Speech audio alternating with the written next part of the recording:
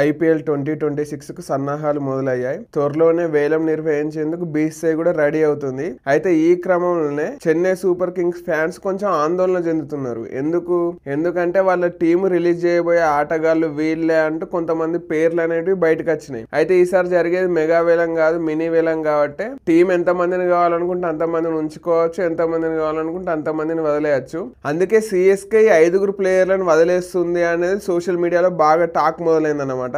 అయితే అందులో కొన్ని పేర్లు విన్న తర్వాత ఫ్యాన్స్ అయితే షాక్ కు గురవుతున్నారు. అయితే లేటెస్ట్ రిపోర్ట్ ప్రకారం సిఎస్కే వదిలేయబోయే 5 ప్లేయర్లు ఎవరైనా మనం చూసుకుంటే Sam Curran, Deepak Hooda, Vijay Shankar, Rahul Tripathi, Devon Conway, ఈ 5 పేర్లు ఉన్నాయి. లెక్కకైతే ఇందులో అశ్విన్ పేరు కూడా ఉండాలి. కాకపోతే అశ్విన్ ను సిఎస్కే వదిలేయట్లేదు. అశ్వినే సిఎస్కే వదిలేసిండు, అంటే రిటైర్ అయిపోయింది కదా, అందుకే అశ్విన్ పేరు ఇందులో లేదు. కాకపోతే అప్పుడు లిస్ట్ అనేది ఉంటది. కాకపోతే ఆడే ఆటగాళ్లలో మెయిన్ గా సిఎస్కే 5 వదిలేయబోతుంది అనేది టాకు.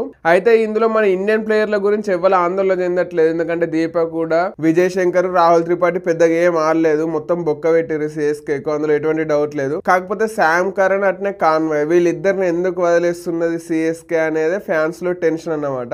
ఎందుకంటే కాన్వాయ్ మంచి ఓపెనర్, కాకపోతే ఆల్రెడీ రుతురాజ్ గైక్వాడ్ ఉన్నాడు, ఆయుష్ మాత్రే ఇప్పుడు లేటెస్ట్ గా వచ్చిండు. అందుకే కాన్వాయ్ ఉండి ఎందుకు అనేది సిఎస్కే ఒక ఆలోచన. ఆల్రెడీ ఇంకా రచిన్ రవీంద్ర కూడా టీమ్ లో ఉన్నాడు, కావాలనుకుంటే బ్యాకప్ ఓపెనర్ గా. అందుకే కాన్వాయ్ని వదిలేయడమే బెస్ట్ అనుకుంటున్నారు. ఇక శామ్ కరణ్ పెద్ద పర్ఫార్మెన్స్ ఇవ్వట్లేదు. అటు ఇంగ్లాండ్ టీమ్ లో ప్లేస్ కోల్పోయిండు, అక్కడ పెద్ద పర్ఫార్మెన్స్ ఇవ్వట్లేదు. అట్నే ఇక్కడ ఐపీఎల్ లో కూడా పెద్ద వేసిందేం లేదు లాస్ట్ సీజన్ లో.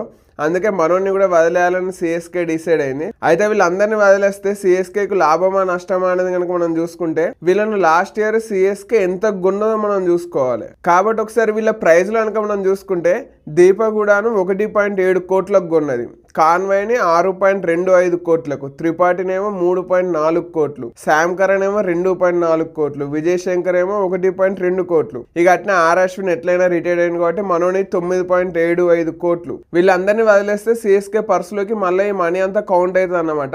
ఇది ఆల్మోస్ట్ 27 కోట్లు. అంటే వీళ్ళందరినీ వదిలేస్తే సిఎస్కే పర్సులోకి 27 కోట్లు వస్తాయి. 27 కోట్లు అనేది సిఎస్కేకి పెద్ద మనీ. ఎందుకంటే సిఎస్కే ఎప్పుడు ఒకే ప్లేయర్ పైన ఎక్కువ కుమ్మరించదు. అశ్విన్ పైన ఎందుకు 9 కోట్లు పెట్టారో తెలియదు, కానీ మామూలుగా అట్లా సిఎస్కే ఎప్పుడు చేయదు. అందుకే నెక్స్ట్ వేలంలో ఇంకా మంచి ప్లేయర్లను తీసుకోవచ్చు అనేది నా ఉద్దేశం. ఇంత మనీ ఉంటే 27-28 కోట్లతోటి మినీ వేలం పోతే మంచి ప్లేయర్లను పట్టచ్చు అనేది నా ఆలోచన. కానీ వీళ్ళందరినీ సిఎస్కే నిజంగా వదిలేస్తుందా వదిలేయట్లేదా అంటే మాత్రం క్లారిటీ లేదు. ఇట్లా ఇది సోషల్ మీడియాలో ఈ రిపోర్ట్ ట్రెండ్ అవ్వడం మొదలు పెట్టిన తర్వాతనే సిఎస్కే ఒక పోస్ట్ చేసింది అనమాట. మీరు ఏం ఆగం కావద్దు, మేము క్లారిటీ ఇస్తామని చెప్పింది. అయితే బీసీసీఐ రిటైన్ చేసుకునే ప్లేయర్లు, రిలీజ్ చేసే ప్లేయర్ల లిస్ట్ గురించి November 15th లాస్ట్ డేట్ ఇచ్చింది అనమాట. ఆలోగా అన్ని ఫ్రాంచైజీలు కూడా తమ లిస్టులను ఇచ్చేయాలి, అంటే ఎవరెవరిని ఉంచుకుంటున్నాం, ఎవరెవరిని వదిలేస్తున్నాం అనేది. కాబట్టి సిఎస్కే ఎవరెవరిని వదిలేస్తుంది అనేది తెలియాలంటే November 15th వరకు వెయిట్ చేయాల్సిందే అని సిఎస్కే ఇండైరెక్ట్ గా చెప్పేసింది. కాబట్టి అఫీషియల్ రిపోర్ట్ వచ్చే వరకు కూడా సిఎస్కే ఎవరెవరిని ఉంచుకుంటుంది, ఎవరెవరిని వదిలేస్తుంది అని చెప్పడం అయితే కష్టమే. మరి మీరేమనుకుంటున్నారు? ఇప్పుడు వచ్చిన రిపోర్ట్ లోని ప్లేయర్లను వదిలేస్తే సిఎస్కేకు బెస్ట్ అనుకుంటున్నారా, లేదంటే ఇంకెవరన్నా వీళ్ళని వదిలేయాలి వీళ్ళని ఉంచుకోవాలని మీరు ఎవరైనా ప్లేయర్ల గురించి అనుకుంటున్నారా అనేది నాకు కామెంట్ చేసి చెప్పండి.